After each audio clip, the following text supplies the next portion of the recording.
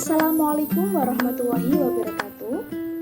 Halo teman-teman, perkenalkan nama saya Nur Aini Muplihati. Di video kali ini saya akan berbagi ilmu tentang media dan ruang publik, mata kuliah media dan kritik sosial. Pasti semuanya sudah tidak asing lagi dengan kata media. Media menjadi alat saluran komunikasi yang dapat membantu dalam keperluan dan aktivitas kita sehari-hari. Untuk mengetahui lebih jelas, apa saja sih peran dan fungsi media dan apa pengertian media? Yuk mari sama-sama kita belajar dalam video kali ini. Pertama yang kita akan bahas adalah pengertian media. Kata media berasal dari bahasa Latin yaitu medium yang berarti tengah, perantara atau pengantar.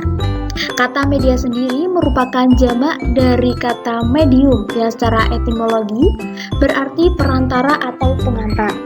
Yang dimaksud perantara atau pengantar yaitu antara sumber pesan dan penerima pesan. Media juga dapat diartikan sebagai suatu lembaga netral yang berhubungan dengan orang banyak atau lembaga yang netral bagi semua kalangan atau masyarakat banyak. Dari pengertian tersebut dapat disimpulkan bahwa pengertian media adalah segala sesuatu yang digunakan sebagai perantara untuk menyalurkan pesan dari pengirim kepada si penerima. Selanjutnya, peran dan fungsi media massa bagi khalayak. Penting untuk memahami peran dan fungsi media massa agar masyarakat mengetahui sisi baik dan buruknya media tersebut. Berapa peran dan fungsi media massa? Yang pertama, sebagai penyebar informasi. Penyebar informasi adalah fungsi utama media massa, karena informasi menjadi sumber pengetahuan.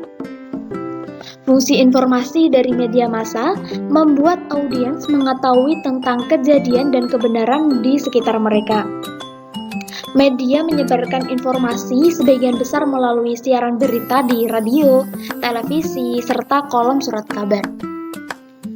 Yang kedua, pendidikan. Media mendidik orang secara langsung atau tidak langsung menggunakan berbagai bentuk konten. Contohnya seperti drama, dokumenter, wawancara, fitur cerita, dan banyak program lainnya yang disiapkan oleh media massa untuk mendidik orang secara tidak langsung. Yang ketiga, sebagai hiburan.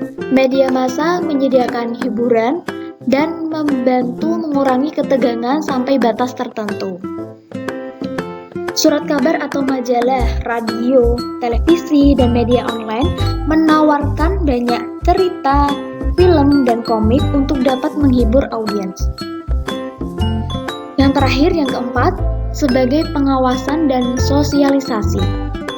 Fungsi media massa untuk mengamati masyarakat secara dekat dan memperhatikan tentang tindakan yang mengancam audiens massa yang kemungkinan akan dapat terjadi di masa depan.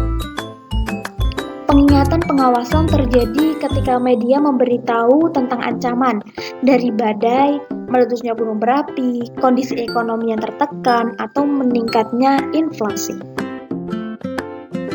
Selanjutnya, ruang publik.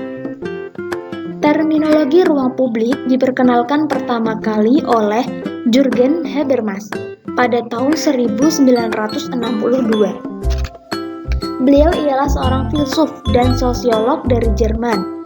Ruang publik muncul pada akhir abad 17 atau awal abad 18 di Eropa, khususnya di Prancis, yang berupa forum pertemuan kaum borjuis di mana anggota-anggotanya selalu membaca surat kabar dan jurnal, lalu mendiskusikan antar kelompok.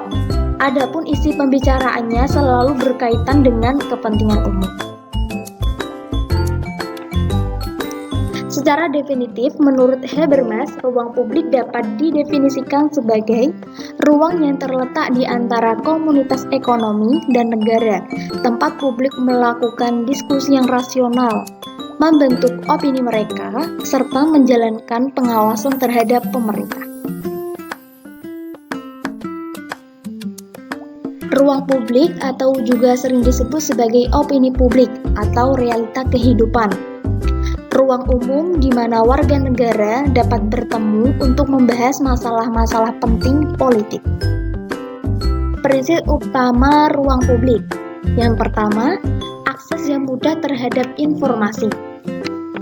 Teknologi masa kini memungkinkan anggota masyarakat untuk mendapatkan akses terhadap informasi, sehingga setiap anggota masyarakat bisa menyampaikan ide maupun gagasannya untuk dibicarakan di forum-forum publik. Prinsip yang kedua yaitu tidak ada hal yang istimewa terhadap peserta.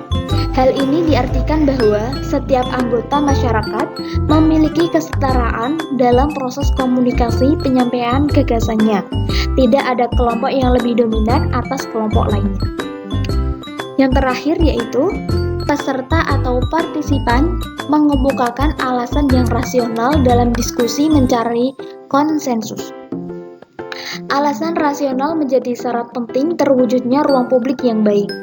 Rasional dalam debat akan menjamin bahwasannya debat yang berlangsung adalah debat yang dapat dipertanggungjawabkan dengan sumber informasi yang benar dan tepat, sehingga dapat menghindari terjadinya debat ataupun pertarungan emosional antar partisipan.